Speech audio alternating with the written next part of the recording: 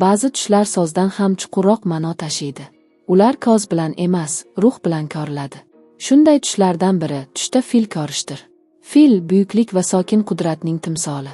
U kuchli, ammo shoshilmaydi, og'ir, ammo mehr bilan harakat qiladi. Tushda filni ko'rgan inson aslida o'z hayotida sabr, bardosh va dono qarorlar davriga kirayotganini his etadi. Agar tushingizda fil tinch, osoyishta yurib yurgan bo'lsa, bu sizning hayotingizda tinchlik, barqarorlik va o'ziga ishonch davrining kirib kelganidan darak beradi.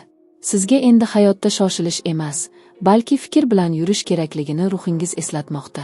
Agar fil suv ichayotgan bo'lsa, bu ruhiy tozalanish, yangi kuch olish belgisi.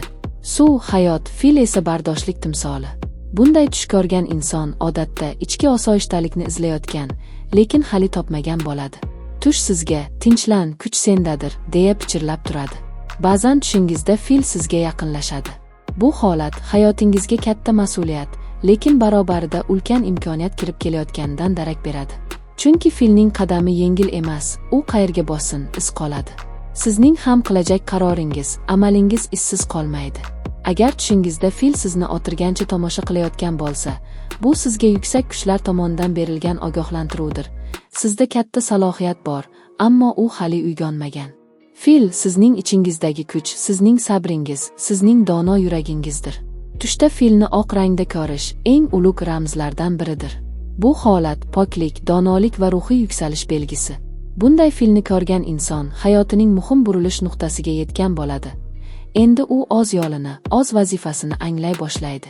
Agar fil sizni orqangizdan ergashayotgan bo'lsa, bu sizning atrofingizdagi insonlar sizga ishonishini, sizni yetakchi sifatida ko'rayotganini bildiradi.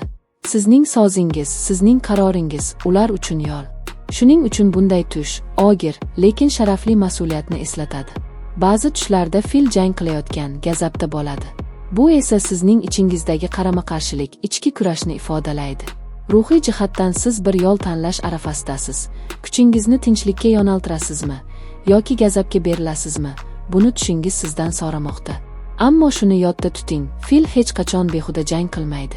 U sabr bilan kutadi, lekin agar zarurat tugilsa, o'zini himoya qiladi. Demak, sizning ham hayotingizda sabr eng katta qudratingizdir.